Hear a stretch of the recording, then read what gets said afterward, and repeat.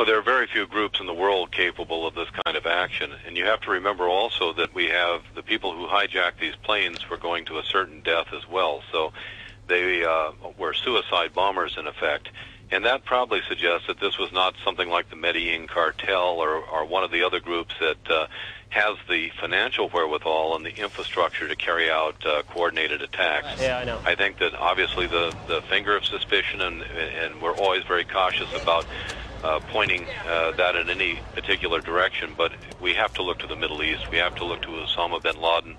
We have to look at some Palestinian groups right now. But even in the past, when we were talking about Osama bin Laden and his group, there have been intelligence experts who've picked up conversations, transmissions that occurred before an attack to give some kind of indication, even if we didn't understand them till after the attack. Is it unusual that with so many prongs to an attack that there wouldn't have been some type of warning through intelligence sources? Well, it's a myth that we always know that these things are coming down. Part of our problem is, and we just had a warning go out to our embassies and military bases in the Far East. That could have been a feint. That could have been a diversion. We have so many warnings these days that people, they tend to fade into the background noise unless we have real specific information about an upcoming attack. Generally, we don't take action. And these groups are very hard to penetrate. They're focused with bonds of kinship and people who have known each other for years. So it doesn't surprise me that we didn't know that this was coming. All right, Mr. Livingston, thank you very much. We appreciate it. Jack, what can you tell us? What are intelligence sources saying? Is this Osama bin Laden?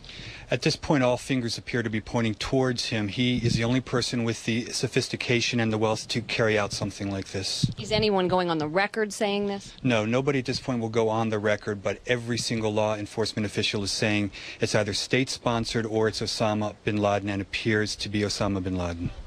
Jack, the Mullah Omar, the spiritual leader of the Taliban, was quick to say that this was much too complex an operation for Osama bin Laden.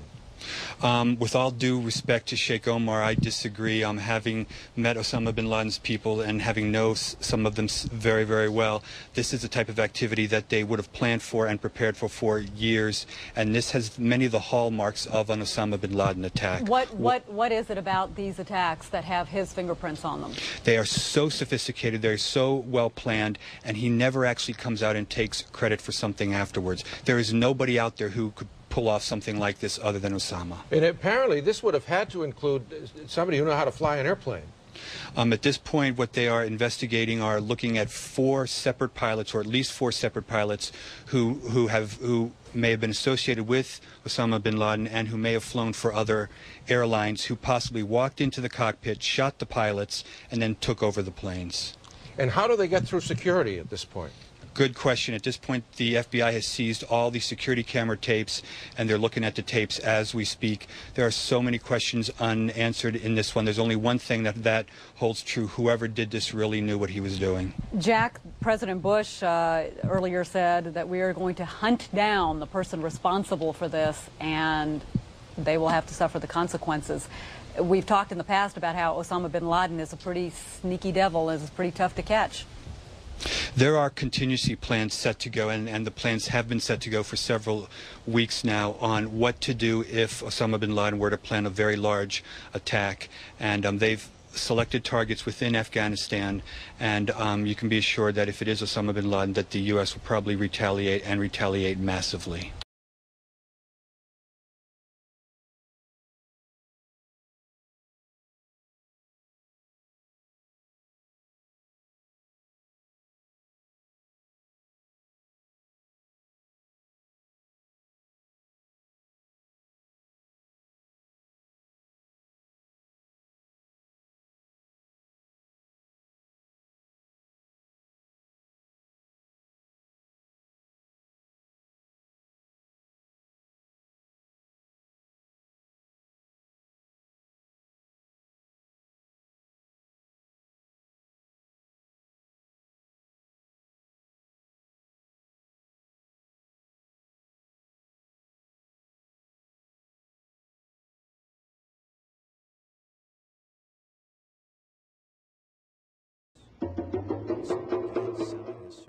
Instead of operating within rules and law, we have been supplying lethal weapons to terrorist nations, trading arms for hostages, involving the U.S. government in military activities in direct contravention of the law, diverting public funds into private pockets and secret unofficial activities, selling access to the president for thousands of dollars, dispensing cash and foreign money orders out of a White House safe, accepting gifts and falsifying papers to cover it up, altering and shredding national security documents, lying to the Congress.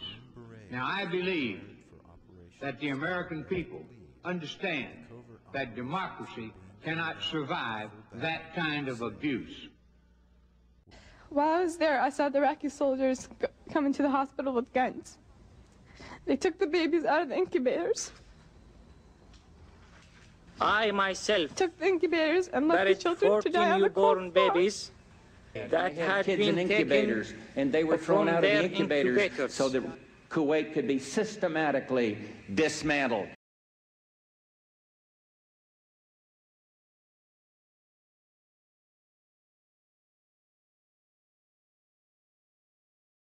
Having met Osama bin Laden's people and having known some of them very, very well, this is the type of activity that they would have planned for and prepared for years. And these groups are very hard to penetrate. They're focused with bonds of kinship and people who have known each other for years. So it doesn't surprise me that we didn't know that this was coming. There are contingency plans set to go, and the plans have been set to go for several weeks now on what to do if Osama bin Laden were to plan a very large attack. And they've selected targets within Afghanistan. Abdel Bari Atwan, editor of the London-based Al-Qud Al-Arabi newspaper, said Islamic fundamentalists led by bin Laden was almost certainly behind the attack of the World Trade Center in New York. Quote, it's most likely the work of Islamic fundamentalists. Osama bin Laden warned 3 weeks ago that he would attack American interests in an unprecedented attack, a very big one, Atwan told Reuters. He has interviewed bin Laden, and he maintains close contacts with his followers, according to Reuters. So that's the first report that we've had that Osama bin Laden may have been responsible. Isn't it a fact, Dr. Rice, that the August 6 PDB warned against possible attacks in this country? And I ask you whether you recall the title of that PDB. I believe the title was Bin Laden Determined to Attack Inside the United States. Now, the PDB, no, Mr. Benveniste, I will get into the... I would like to finish my point here. I didn't know there was a point. Given that you asked me whether or not it warned of attacks. I asked you what the title was.